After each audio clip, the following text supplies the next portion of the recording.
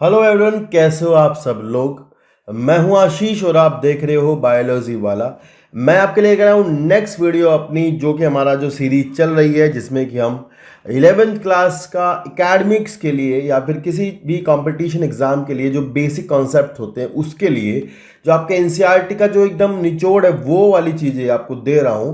तो उसमें हम सेल वाला चैप्टर जो आपका 8th चैप्टर है 11th क्लास का, उससे आगे का कवर कर रहे हैं। अभी बाद में शुरुआत वाला कवर करेंगे क्योंकि बच्चों के अभी एग्जाम्स होंगे तो शायद से उनके एग्जाम में सेल के बाद का आएगा। ठीक है, तो यार हमने अभी तक प्रोकैरियोटिक सेल तक का पढ़ लिया है। उसके लिए मैंने जो लिंक्स हैं डिस्क्रिप्शन में डाल दिए, पार्ट 1 और पार्ट 2 के। अभी हम पार्ट 3 जो है सेल वाले चैप्टर का पढ़ रहे हैं, जहां से यूकैरियोटिक सेल शुरू होने वाली है। तो करते हैं वीडियो को शुरू, ज़्यादा बातें नहीं करते हैं। बने रहेगा चैनल के साथ, पूरी वीडियो देखना, आगे भी आपको लगातार इस तरह की वीडियोज़ मिलती रहेंगी। ठीक है ना, चलिए। तो यार यूकैरियोटिक सेल है आपके सामने। इसमें हमें मेन बात क्या बताई गई है, कल से परसों से पहले वाली वीडियो मैंने आपको क्या बताया था। मैंने बताया था भाई कि यूकैरियोटिक सेल वो होती है जिसमें कि एक ऐसा न्यूक्लियस होता है जिसके ऊपर एक मेम्ब्रेन होती है, यानी बायोलॉजिकल मेम्ब्रेन से कवर आपका न्यूक्लियस मिलता हो, जिसमें वो आपकी यूकैरियोटिक सेल होती है। ठीक है, तो अभी हम क्या पढ़ेंगे, डिटेल में यूकैरियोटिक सेल को पढ़ेंगे, एक एक चीज़ों को, एक एक स्ट्रक्चर को पढ़ेंगे। आपको पता है यूकैरियोटिक सेल के अंदर जो आपके मेम्ब्रेनस जो ऑर्गेनेली होते हैं, मेम्ब्रेन बाउंड जो ऑर्गेनेली होते हैं वो भी पाए जाते हैं। ठीक है, वो मिलते हैं, उनके बारे में भी डिटेल में एक एक चीज़ों को पढ़ने वाले हैं। तो करते हैं वीडियो को शुरू। यहाँ पर लिखा हुआ है कि they have well organised membrane bound nucleus. यार यही एक इंपॉर्टेंट पॉइंट होता है जो यूकैरियोटिक सेल को डिफाइन करने के लिए होता है। साथ ही साथ यूकैरियोटिक सेल के अंदर मेम्ब्रेन बाउंड ऑर्गेनेलीज मिलते हैं। ठीक है, वो भी एक इंपॉर्टेंट बात है। Presence of membranes give clear compartmentalisation of cytoplasm, यानी यहाँ पर क्या होता है, साइटोप्लाज्म का जो है कंपार्टमेंटलाइजेशन होता है, यानी साइटोप्लाज्म के अंदर आपके छोटे छोटे अलग अलग टाइप के ऑर्गेनेलीज मिलते हैं। ठीक है, ऐसा नहीं होता जैसे प्रोकैरियोटिक सेल के अंदर कोई भी मेम्ब्रेन बाउंड ऑर्गेनेली सेल के अंदर नहीं था, ऐसा यहाँ नहीं होता है। And they have complex locomotory and cytoskeletal structure.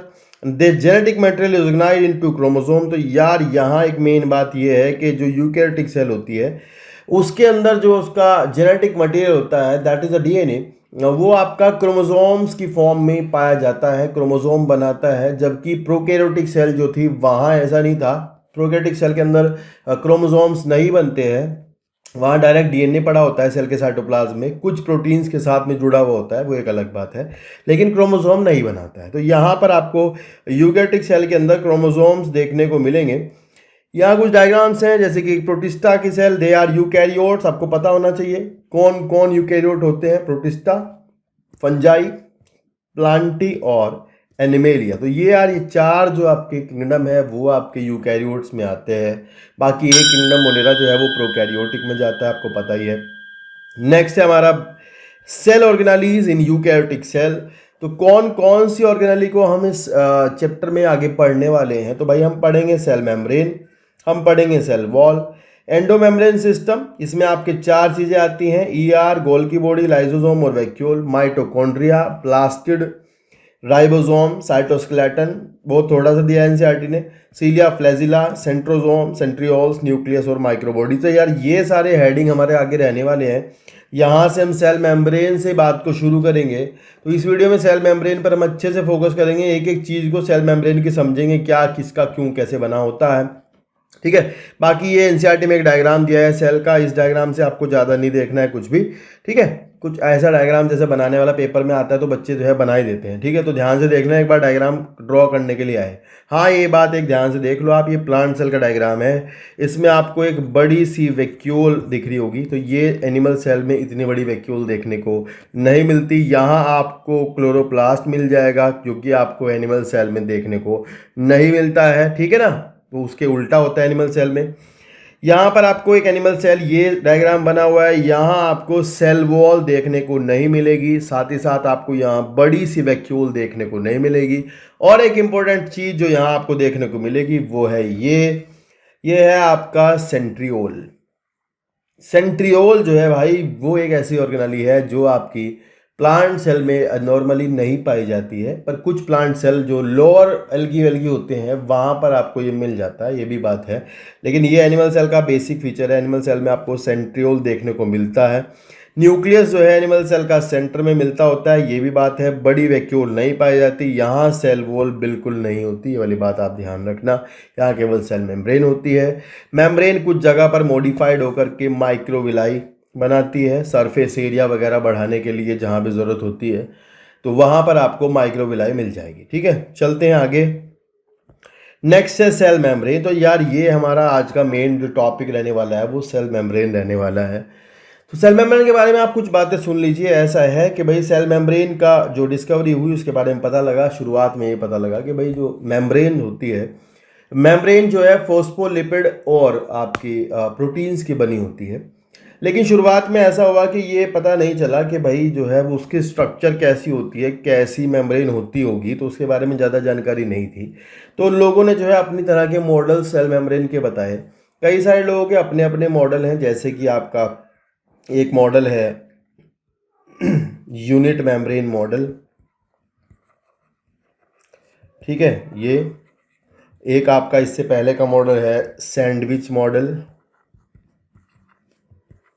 तो ये कुछ मॉडल हैं दो जो कि मैं बता रहा हूँ। तीसरा मॉडल जो आप पढ़ोगे वो है आपका फ्लूइड मोज़ेक मॉडल।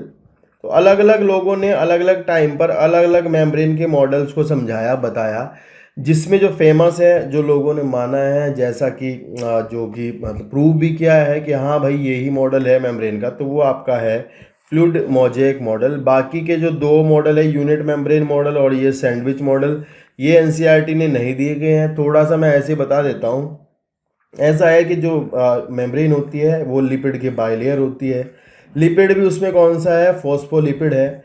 अब बाबू फोस्फोलिपिड बायोमोलिक्यूल चैप्टर में आपको पढ़ाया जाएगा, लेकिन एक बात सुन लो, फॉस्फोलिपिड जो होता है उसकी बाबू जो हेड होता है ये चार्ज होता है, यानी इसके ऊपर एक चार्ज होता है, हाइड्रोफिलिक नेचर का ये होता है। और जो दो टेल होती है ये हाइड्रोफोबिक होती हैं, इन पर कोई चार्ज नहीं होता है, ये वाली बात आप ध्यान रखोगे। ठीक है ना। और इस तरह का एक मॉलिक्यूल होता है फोस्फोलिपिड जो कि एम्फीपैथिसिटी शो करता है। एम्फीपैथिसिटी शो करने का मतलब होता है कि ये एम्फीपैथिक होता है। Amphipathic means to say that के molecule that having both type of charge but do not possess net charge, यानी नेट चार्ज जीरो इसके ऊपर होता है, तो ये एक एम्फीपैथिसिटी शो करता होता है।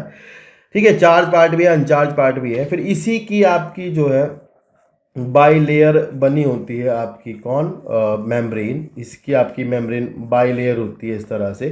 ठीक है, ये और इस बाई लेयर ऑफ मेम्ब्रेन में साथ ही साथ इन्होंने बताया कि भाई इसके ऊपर कुछ इस तरह से ग्लोबुलर प्रोटीन्स लगी होती है, यहाँ पर ऐसे ऐसे ग्लोबुलर प्रोटीन्स यहाँ पर लगी होती हैं, ये बताया। ठीक है, ऐसा।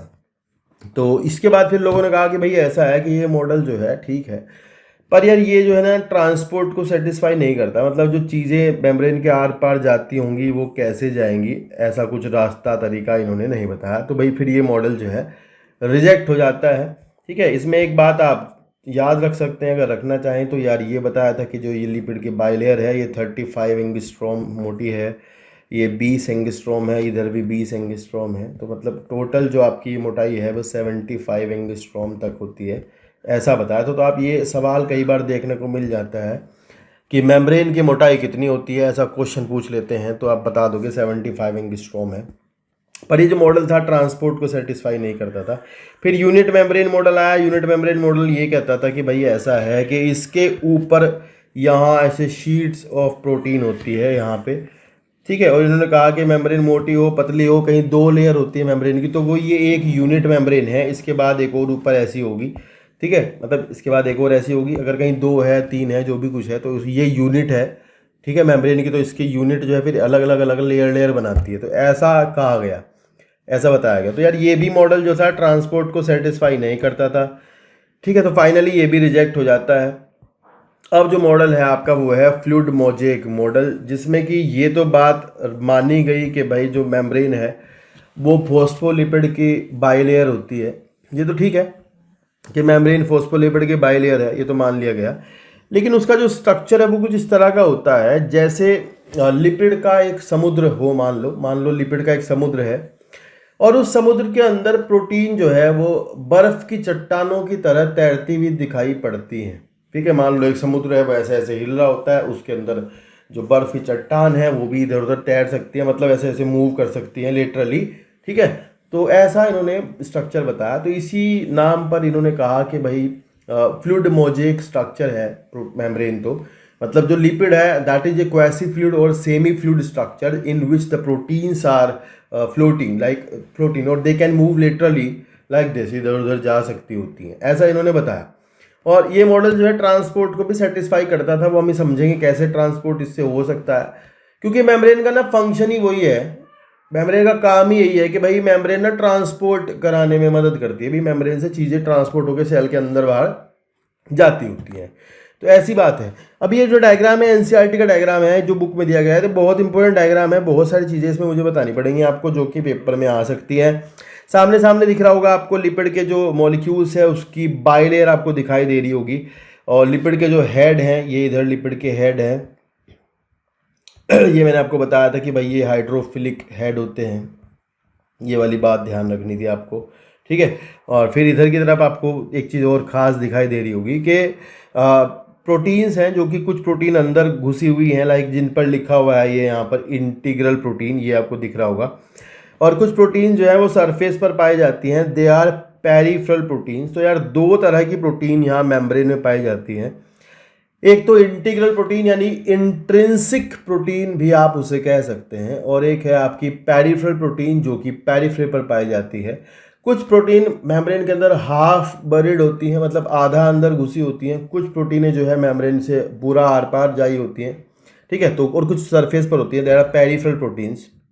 तो दो तरह की प्रोटीन है, इंटीग्रल और पेरिफेरल प्रोटीन्स, जो कि ईज ऑफ एक्सट्रैक्शन के बेसिस पर बताया गया है, मतलब जिनको आप आसानी से बाहर से रिमूव कर सकते हैं, दे आर पेरिफेरल प्रोटीन्स। और जो अंदर घुसी हैं you can't be able to remove that particular protein from inside, like easily you can't remove.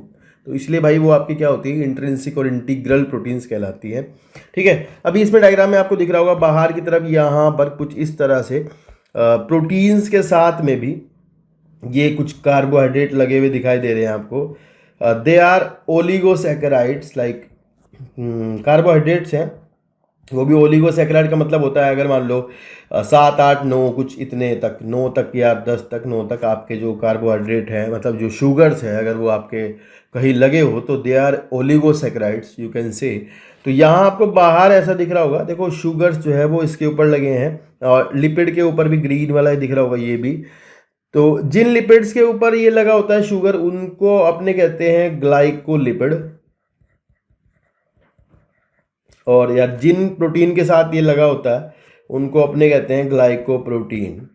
ठीक है, और ये जो ग्लाइकोप्रोटीन बनाने का काम है, ग्लाइकोलिपिड बनाने का काम है, ये आपका उसका है गोल्गी बॉडी का ग्लाइकोसाइलेशन और ग्लाइकोसाइडेशन इसको बोला जाता है। ठीक है, वो वाला काम ये करते गोल्गी बॉडी। अब ये देख रहे हो ध्यान से, तो बाहर की तरफ है, नीचे अंदर की तरफ ये बिल्कुल आपको दिखाई नहीं देंगे, यहाँ कुछ नहीं है इधर। तो इसी वजह से ये कहते हैं कि मेम्ब्रेन की जो स्ट्रक्चर है वो भाई एसिमेट्रिक होती है, मतलब उसमें सिमेट्री नहीं होती, एसिमेट्रिक स्ट्रक्चर ऑफ मेम्ब्रेन है। और ये बाहर पाए जाते हैं, तो ये करते क्या हैं, तो यार ये जो ग्लाइकोलिपिड्स वगैरह होते हैं यार, ये सरफेस मॉलिक्यूल्स है और they act as a receptor. ये एक रिसेप्टर हो सकते हैं, ये एक जो है हार्मोन रिसेप्टर्स हो सकते हैं, ये आपकी सेल को नॉन सेल्फ और सेल्फ जो है वो रिकॉग्नाइज कराते हैं। यानी मान लो आपकी सेल है तो आपका जो कार्बोहाइड्रेट होगा वो अलग होगा और दूसरों का अलग होगा। तो यार ये जो रिकॉग्नाइजेबिलिटी है सेल्फ और नॉन सेल्फ की, ये वही कराते हैं कार्बोहाइड्रेट जो होते हैं। और अगर आपको कहूँ तो जैसे आपको A blood group, B blood group इस तरह से होता है, तो आपको पता होना चाहिए जो ब्लड ग्रुप है वो भी कार्बोहाइड्रेट की वजह से ही होता है, जो आरबीसी की मेम्ब्रेन में मिलते हैं। ठीक है ये वाली बात है। उसके बाद आपको यहाँ मेम्ब्रेन में दिखेगा कि यार कोलेस्ट्रोल एक चीज़ यहाँ पर दिख रही होगी आपको, ये देखो ध्यान से, यहाँ पे येलो कलर का जो कोलेस्ट्रोल है वो आपको बीच बीच में मेम्ब्रेन में यहाँ यहाँ यहाँ इस तरह से लगा हुआ दिखाई दे रहा होगा। यहाँ पे दिख रहा है ना ये कोलेस्ट्रॉल। तो यार ये जो कोलेस्ट्रॉल इसका क्या काम होता है भाई पता है? कोलेस्ट्रॉल जो है ना वो इंटरकैलेट कर जाता है, बीच में लिपिड के घुसा रहता है, and that is providing stability to that particular membrane. Membrane को स्टेबिलिटी प्रोवाइड कराने का काम जो है वो कोलेस्ट्रॉल का है, ये वाली बात ध्यान रखना। मतलब जैसे कि आप 50 डिग्री पर खड़े हो जो पिघल नहीं जाओगे, जम नहीं जाते भी 40 -40 पे जाके जम जाओ, ऐसा नहीं हो रहा है। कोलेस्ट्रॉल जो है आपकी मेम्ब्रेन को स्टेबल रखता होता है, ये इसका एक महत्वपूर्ण कार्य है भाई साहब, ये ध्यान रखना। बाकी आपको यहाँ पर जो प्रोटीन्स दिख रही है कुछ अंदर आर पार दिख रही होंगी, कुछ केवल बाहर बाहर दिख रही है, तो इनका फंक्शन आगे चल के मैं बताऊंगा आपको क्या है। एक बार यहाँ पर पढ़ लेते हैं क्या है। यहाँ लिखा है chemical studies on human RBCs show that the cell membrane is composed of lipid bilayer. Lipid भी फोस्फोलिपिड यार है, ये ध्यान रखना। नेक्स्ट है proteins and carbohydrate and lipid mainly phosphoglycerides. तो इसकी स्ट्रक्चर बायोमोलिक्यूल में समझाऊंगा भी कैसी स्ट्रक्चर होती है, क्या होता है, ये ध्यान रखना। And have outer polar head, यानी बाहर का जो हेड है पोलर होता है। पोलर को आप हाइड्रोफिलिक कह सकते हो, और जो इनर वाला होता है वो आपका हाइड्रोफोबिक है, ये वाली बात ध्यान रखना। So the non polar tail of saturated hydrocarbons is protected from aqueous environment. तो यानी जो हाइड्रोफोबिक जो चेन है, फैटी एसिड होते हैं वो आपको मैं बता दूं, आपको ये पता होना चाहिए। हाइड्रोकार्बन्स लाइक फैटी एसिड्स होते हैं, जो टेल है वो फैटी एसिड है। तो यार उनको जो है बाहर के एक्वस एनवायरनमेंट से बचाने के लिए वो अंदर की तरफ करके रखे होते हैं, और हाइड्रोफिलिक हेड जो है वो बाहर की तरफ करके रखे होते हैं, जिससे कि वो ऐसा सेफ रहे, ठीक है, ऐसा है। नेक्स्ट देखते हैं, नेक्स्ट क्या है। नेक्स्ट है ratio of the protein and lipid varies in different cell. तो यार यहाँ पर जो डाटा दिया गया है भाई, वो डाटा ना आरबीसी की मेम्ब्रेन का है। वो डाटा बहुत इंपॉर्टेंट बात है, ये आरबीसी के मेम्ब्रेन का डाटा दिया है। बाकी ऐसा है कि दूसरों की जो मेम्ब्रेन होगी ना भाई, सबकी मेम्ब्रेन में यही डाटा नहीं चलेगा। तो आपको ना केवल आरबीसी का पूछे तो आप ये लर्न कर लेना, एक बात दिमाग में डाल लेना, लिपिड जो है वो 40% है और प्रोटीन जो है 52% 52% है। बच्चे पता क्या करते हैं, बच्चे करते हैं गलत, बच्चे करते हैं इसको 52 52 और इसको करते हैं 40। तो यार ये वाली प्रॉब्लम ना क्रिएट कर देना, इसे ध्यान रखना, ठीक है। चलो नेक्स्ट है, based on the ease of the extraction membrane proteins are of two type, like integral proteins partially और totally buried in the membrane and peripheral proteins lie on the surface of the membrane. जो peripheral proteins होती है वो आपकी membrane की surface पर मिलती होती है, ये वाली बात ध्यान रखना, ठीक है। और फिर यहाँ पर आप देख सकते हो एक और डायग्राम है, सिंपल सा डायग्राम है। तो यार यहाँ कुछ चीज़ें आपको ध्यान से एकदम समझनी होंगी बिल्कुल अच्छे से, कि भाई यहाँ पर आपको दिख रहा होगा कि पेरिफेरल प्रोटीन है, ये पेरिफेरल प्रोटीन है। तो अगर मैं आप आरबीसी की मेम्ब्रेन में बताऊँ आपको एक बात, आरबीसी की मेम्ब्रेन में एक पेरिफेरल प्रोटीन है स्पेक्ट्रिन। तो ये एक एग्जाम्पल है, बहुत पूछा जाता है पेपर में कि आरबीसी की मेम्ब्रेन में पेरिफेरल प्रोटीन कौन सी होती है, तो स्पेक्ट्रिन होती है, याद कर लेना। फिर आप देख रहे होंगे ये मेम्ब्रेन प्रोटीन है, इस पर लिखा है चैनल प्रोटीन। तो यार ये चैनल प्रोटीन, ये कैरियर प्रोटीन, यार ये करती क्या है, क्या मतलब है। ग्लाइकोप्रोटीन का तो काम मैंने बता दिया आपको, सरफेस रिसेप्टर्स हो सकते हैं। और ये कोलेस्ट्रॉल आपको बीच में घुस रहा है, ये स्टेबिलिटी प्रोवाइड कराता है, ये भी दिख रहा होगा आपको। तो यार यहाँ ये जो प्रोटीन है चैनल और कैरियर, क्या मतलब है इसका। तो यार इसका मतलब ये है कि कुछ मॉलिक्यूल्स जो होते हैं आपके, जैसे कि जिन पर चार्ज होता है, जो चार्ज वाले जो बेचारे होते हैं, they can not move, like they can not move from here to here. Like मान लो, क्योंकि यार इसका जो हेड है ना, मान लो सोडियम ही है, तो यार सोडियम जो है वो पोलर है, चार्ज है देखो, और ये भी पोलर हेड है, यार यहाँ से जा नहीं पाएगा आर पार, ये वाली प्रॉब्लम होगी। और तो फिर इसके अंदर से होके जाता है। तो चैनल प्रोवाइड, जो चैनल से होते हैं, they are providing way to go to the inside और outside to the charge molecule through the membrane. तो यार ये ऐसा काम करते हैं, ये चैनल प्रोवाइड करते हैं रास्ता। कैरियर प्रोटीन भी सेम काम करती है, जो बेचारे जा नहीं सकते होते हैं ना, उनको ना प्रोवाइड करते हैं फैसिलिटी कि भाई यहाँ से जाओ। तो यार उसको ना फैसिलिटेटेड डिफ्यूज़न अपने बोलते होते हैं, ये वाली बात आपको पढ़ाऊंगा आगे चल के। मतलब अगर कोई सिंपल मॉलिक्यूल है भाई, सिंपल तो आओ जाओ चक्कर ही नहीं कोई, लेकिन जो आपका चैनल्स होते हैं, जो कैरियर प्रोटीन्स होती हैं, they are providing the way, like कि भाई तुम यहाँ से आराम से होके चले जाओ, कोई चक्कर नहीं है। तो ये फैसिलिटी दे रहे होते हैं, इसको अपने फैसिलिटेटेड डिफ्यूज़न की जो कैटेगरी है उसमें रखते होते हैं, ठीक है, ये वाली बात ध्यान रखना। बाकी यहाँ कुछ दिख नहीं रहा है, तो बाकी चलते हैं आगे, क्या है आगे क्या देखते हैं। नेक्स्ट है फिर आपका proposed by Singer and Nicolson. तो यार ये ही मैं आपको डिस्कस कर रहा था, अभी बता रहा था कि यार मेम्ब्रेन का जो मॉडल है, जो कि अपना फेमस टाइप का मॉडल है, मतलब जो सबको पता है कि भाई मेम्ब्रेन का कौन सा मॉडल फेमस है, तो यार वो फ्लूइड मोज़ेक मॉडल है, ये वाली बात ध्यान रखना। फ्लूइड मोज़ेक मॉडल ही आपका मेम्ब्रेन का फेमस मॉडल है। उसमें मैंने बताया था कि भाई जो लिपिड होते हैं वो क्वासी फ्लूइड होते हैं, सेमी फ्लूइड होते हैं, तैरते रहते हैं भाई उसके अंदर, मतलब समुद्र लाइक लिपिड का समुद्र होता है, प्रोटीनें तैरती रहती हैं, ऐसा सा है। इंडिया में इसको रसगुल्ला मॉडल भी कहा है कुछ लोगों ने ना, कि इंडियन तो उल्टी बातें करते हैं। रसगुल्ला मॉडल मतलब जैसे एक बड़े से भिगोने के अंदर रसगुल्ले भर रखे हो बहुत सारे, और ऊपर से आपको हेड दिखाई दे रहे हो, तो उसको रसगुल्ला मॉडल बोलते हैं, ऐसा है। तो यार यहाँ से सवाल आता है भी फ्लूइड मोज़ेक मॉडल किसने प्रपोज किया था? तो ध्यान रखना, फ्लूइड मोज़ेक मॉडल जो है वो सिंगर एंड निकोलसन ने प्रोवाइड किया था इन 1972। According to this, the quasi-fluid nature of lipid enables the lateral movement of the proteins within the wall bilayer। तो ये सवाल है, यहाँ से पूछते हैं कि प्रोटीन की नेचर, लिपिड की नेचर कैसी है।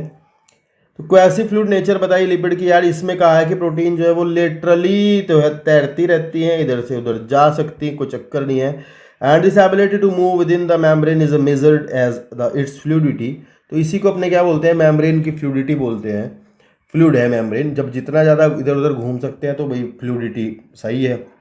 तो जो कोलेस्ट्रॉल होता है वो इसी को मेंटेन करने का काम कर रहा होता है एक्चुअली, ये मेन बात है, ठीक है। तो फिर से एक डायग्राम है, इसको हमें नहीं देखना है, आपको देखने से लग रहा होगा अच्छा सा ये शीट जैसा एक लग रहा होगा, जो कि लिपिड की एक शीट है, और फिर उसमें वही सब चीज़ें प्रोटीन वगैरह आर पार हुई है, ठीक है। कुछ जगह पर अगर आप उसे ऊपर से देखोगे तो आपको दिखेगा रसगुल्ला मॉडल, ये दिख रहा है ना यहाँ पे, काले रसगुल्ले जैसे होते हैं, ठीक है। चलो, ये दोनों भाई हैं, मतलब भाई तो नहीं होंगे, जो भी होंगे, सेंगर निकोलसन, तो इन्होंने ये काम किया था, ठीक है। चलिए नेक्स्ट है जी, फंक्शन मेम्ब्रेन का क्या होता है। देखो यार, मेन फंक्शन मेम्ब्रेन का है ट्रांसपोर्ट भाई, है ना, ट्रांसपोर्ट ही है और तो कुछ है नहीं। अब ट्रांसपोर्ट में क्या है यार, मैंने कहा था भाई डायरेक्ट जो मॉलिक्यूल जिन पर चार्ज नहीं हो सकता, चार्ज वाले जिन पर चार्ज नहीं, वो आराम से डिफ्यूज हो सकते हैं। डिफ्यूज मतलब आओ भाई, हाई कंसंट्रेशन है एक तरफ, मान लो किसी की यहाँ पर मान लो कोई गैस ही है, उसकी एक तरफ हाई कंसंट्रेशन है, एक तरफ उसकी लो कंसंट्रेशन है, आओ जाओ कोई चक्कर नहीं है।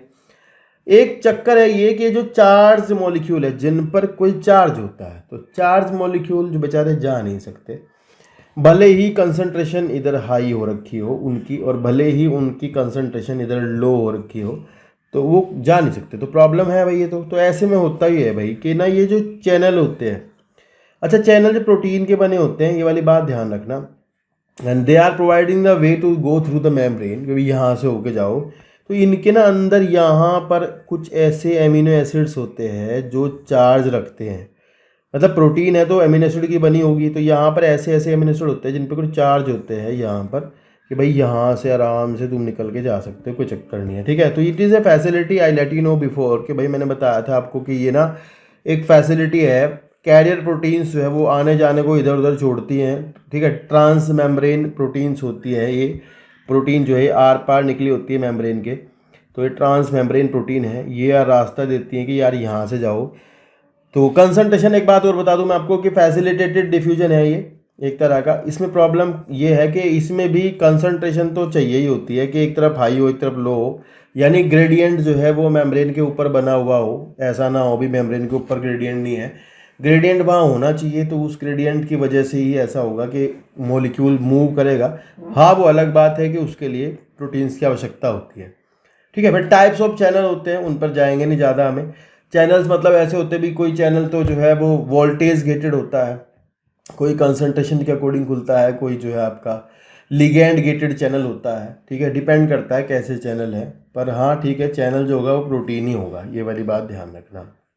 यहाँ लिखा है कि transport of the molecule the membrane is selectively permeable. तो यार ये अच्छी बात लिखी है भाई, बायोलॉजिकल मेम्ब्रेन है, सेलेक्टिवली परमिएबल होगी, मतलब ये मेम्ब्रेन डिसाइड करती है कि क्या जाएगा, ठीक है। नहीं चाहिए तो नहीं चाहिए, तो बंद कर लेगी उसको जाने के लिए। एक ही टाइम में किसी मॉलिक्यूल के लिए वो परमेबल हो सकती है, उसी टाइम में वो किसी मॉलिक्यूल के लिए बंद कर सकती है, यहाँ से नहीं जाना, ऐसा है। That present on the either side of due to the fluid nature of plasma membrane of can help in cell growth, formation of intercellular junctions, secretion, endocytosis, cell division. तो यार ये जो मेम्ब्रेन है, इसकी जो फ्लूइड नेचर है वो इन सब काम में मदद करती होती है, ठीक है। कि भाई वो सेल ग्रोथ करने में मदद करती है, इंटरसेलुलर जंक्शंस जो होते हैं, गैप जंक्शंस, टाइट जंक्शंस, इस तरह के उनको बनाने में मदद करती है, सिक्रीशन में मदद करती है, एंडोसाइटोसिस यानी सेल अगर कुछ खाती है अंदर तो उसको मदद करती है, सेल डिवीजन में मदद करती होती है, ठीक है। तो ये कुछ फंक्शंस है, ऐसे सवाल पेपर में स्कूल वाले बच्चों को पूछ सकते हैं, नीट में तो आएगा नहीं है, ठीक है। चलो नेक्स्ट है जी, सेल मेम्ब्रेन के दो तरह के ट्रांसपोर्ट होते हैं जिस पर हम अब तक बातें कर रहे थे बहुत देर से। यहाँ आपको इस डायग्राम में दिखेगा भी एक वर्ड लिखा हुआ कि यार ये तो है सिंपल डिफ्यूजन, कि भाई यहाँ से जाओ आओ चक्कर नहीं है कुछ भी। Second one is a facilitated diffusion. Facilitated में मैंने आपको बता दिया, चैनल्स होते हैं जो कि मेम्ब्रेन प्रोटीन्स होती हैं जो ये काम करती होती हैं, ठीक है। उसमें भी आप देख रहे हो कि मॉलिक्यूल ट्रांसपोर्ट हो रहा है इधर से इधर। नेक्स्ट भी वही ट्रांसपोर्टेड है, मतलब फैसिलिटेटेड है, पर उसमें एक खास बात ये है कि यार अगर कोई मॉलिक्यूल लो कंसंट्रेशन से हाई कंसंट्रेशन में भेजा जा रहा है तो भैया उसमें एनर्जी लगेगी, ठीक है। इट रिक्वायर्स एनर्जी, ठीक है। अगर हम किसी मॉलिक्यूल को लो कंसंट्रेशन से हाई में भेज रहे होते हैं तो वहाँ एनर्जी लगती होती है, और जो मेम्ब्रेन प्रोटीन इस काम को संपन्न करा रही होती है उसको कहते हैं पंप। तो भाई ये ध्यान रखना, that particular membrane protein providing the way to a molecule go through the membrane from the low concentration to the high concentration is called as a pump. So we can say we pumped this molecule from here to there, like मतलब pump किया मतलब energy लगाई है। तो यार ये energy लेते हैं, तो यार जहां एनर्जी लगती है that particular transport is called as active transport, और जहां एनर्जी नहीं लगती वो आपका होता है पैसिव। तो पहले दो जो है वो पैसिव हैं और ये लास्ट वाला एक्टिव है। तो दो पैसिव मतलब सिंपल पैसिव है, फैसिलिटेटेड पैसिव है, और एक्टिव जो है वो वाला लास्ट वाला। तो यार यहाँ दो तरह का ट्रांसपोर्ट है। पहले देखो पैसिव ट्रांसपोर्ट, यहाँ लिखा है पैसिव में movement of molecule across the membrane along the concentration gradient and that is from higher concentration to the lower without expenditure of energy. तो ये आपका पैसिव हुआ, एनर्जी नहीं लगी ना तो पैसिव हो गया। अभी क्या है, एनर्जी लग रही मतलब सिंपल हो गया। तो सिंपल है और एक ऑस्मोसिस, मतलब सिंपल तो सिंपल है ही कि भाई जाओ आराम से न्यूट्रल सॉल्यूट से चले जाओ। पानी अगर जा रहा होता है इसी तरह से हाई टू लो तो उसको बोलते हैं अपने ऑस्मोसिस, ठीक है। फिर लिखा है कि पोलर मॉलिक्यूल जिन पर कोई चार्ज होता है that can not pass through the non polar lipid bilayer. तो अंदर लिपिड के बाइलेयर आपको पता ही है, मेम्ब्रेन के अंदर हाइड्रोफोबिक फैटी एसिड्स की दो टेल होती है, तो उनसे तो जा नहीं सकता। तो भाई so they require membrane carrier protein. तो इनको क्या चाहिए होता है, कैरियर प्रोटीन चाहिए होती है कि यहाँ से होके जाओ भाई। यार फैसिलिटेटेड डिफ्यूजन है, ये क्या है, फैसिलिटेटेड डिफ्यूजन, हमने बता ही दिया आपको। नेक्स्ट है so cell organelle in eukaryotic cells like cell membrane type of transport, उसमें आपको दिखेगा। नेक्स्ट इज एक्टिव ट्रांसपोर्ट जिसकी हमने बात की अभी। एक्टिव ट्रांसपोर्ट में मैंने कहा एनर्जी लगती है, भाई सबको पता होना चाहिए एनर्जी रिक्वायर्ड है। तो इन्होंने लिखा है कि movement of molecule across the membrane against the concentration gradient. तो यार यही वर्ड जो है आपके जहन में बैठ जाना चाहिए। अगर हमने कहा है कि फलाना मॉलिक्यूल जो है वो भैया आपका according to the concentration gradient गया है, तो अगर according to the concentration gradient कहा है ना तो यार ध्यान रखना पैसिव है, हाई टू लो है, भले ही वो डायरेक्ट गया हो भले ही फैसिलिटेटेड हुआ हो। लेकिन अगर किसी ने कहा कि अगेंस्ट द कंसंट्रेशन ग्रेडियंट है तो ध्यान रखना lower to the higher concentration है and with the expenditure of energy ATP is utilize. तो यार यहाँ एटीपी लगता है। एग्जाम्पल है सोडियम पोटेशियम पंप, इसको आप जा करके लास्ट एक चैप्टर है वहाँ पढ़ोगे, ठीक है। सोडियम पोटेशियम पंप में हमें पढ़ाएंगे, आपको बताएंगे वहाँ पर ऐसे पढ़ाएंगे कि यार ये मान लो सोडियम पोटेशियम पंप है, तो ये आपका 3 सोडियम जो है वो एक्सोप्लाज्म से बाहर भेजता है, बदले में 2 पोटेशियम अंदर आते हैं और यहाँ एटीपी लगता है, ठीक है। ये ध्यान रखना, मतलब ये सवाल है बाद में बता दूंगा कहीं टाइम आएगा तो। लेकिन ये सोडियम पोटेशियम पंप का काम होता है। इसका यही सवाल बनता है पेपर में कि 3 सोडियम बाहर आउट और 2 पोटेशियम इन, ठीक है। ये 2 सवाल बनते हैं। तो यार ये है आपका एक्टिव ट्रांसपोर्ट। इस तरह के और भी पंप जो है जगह जगह पर अलग अलग जगहों पर पाए जाते हैं जिनका काम है कि वो चीज़ों को एक्टिवली लो कंसंट्रेशन से हाई की तरफ ट्रांसपोर्ट कर देते हैं, ठीक है। तो यहाँ तक जो है हमारा मेम्ब्रेन वाला पार्ट आज की इस वीडियो में ख़त्म हो जा रहा है। नेक्स्ट वीडियो जो है वो सेल वॉल से शुरू होगी, ठीक है। सेल वॉल के जो आगे वाले टॉपिक्स हैं उनको उस वीडियो में कवर करेंगे, ठीक है। और लगभग 1 2 3 वीडियो और लगेंगी इस चैप्टर को कंप्लीट होने में। तो होप सो आपको वीडियो अच्छी लगी होगी। नहीं अच्छी लगी तो आप कमेंट करके बताएं क्या रिक्वायर्ड है। और अगर आपको अच्छी लगे तो अपने दोस्तों को शेयर कीजिएगा, अपने जो स्कूल के कलीग्स होंगे उनको बताइएगा, साथ ही साथ जो आपके दोस्त मित्र कोचिंग ट्यूशन पढ़ते हैं उनको बताइएगा। ठीक है ना। तो उनका भी फायदा होगा क्योंकि क्विक रिवीजन है, आपको बहुत फायदा देगा। एक एक पॉइंट बुलेट पॉइंट है जो आपको क्लैरिटी देगा। अगर आप इस पीडीएफ को परचेज करना चाहते हैं तो वो आपको एक लिंक डिस्क्रिप्शन में मिल जाएगा, वहाँ से जाकर परचेज कर सकते हैं, सस्ता ही मिल जाता है। और या फिर आप एनसीईआरटी साथ में खोल के पढ़ें तो that is very beneficial for you कि आप एनसीईआरटी लेके पढ़ रहे होते हैं। ठीक है, तो मिलते हैं नेक्स्ट वीडियो में। बाकी के लिंक जो आपको नहीं देखे होंगे तो वो आपको डिस्क्रिप्शन में मिल जाएंगे, अभी तक तो देख लिए होंगे। ठीक है, और बाकी कुछ भी चाहिए तो आप कमेंट करके बताएं कि इस टॉपिक पर छोटी सी वीडियो बना दीजिएगा तो मैं बना दूंगा। ठीक है, मिलते हैं नेक्स्ट वीडियो में। Take care, bye bye, Tata.